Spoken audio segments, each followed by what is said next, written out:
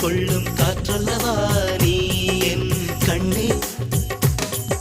கல்யாண நாளில் மாலை கொள்ள கண்ணாளரின் பூஞ்சோரை செல்ல அந்த வனம் நந்தவனம் ஆகும்.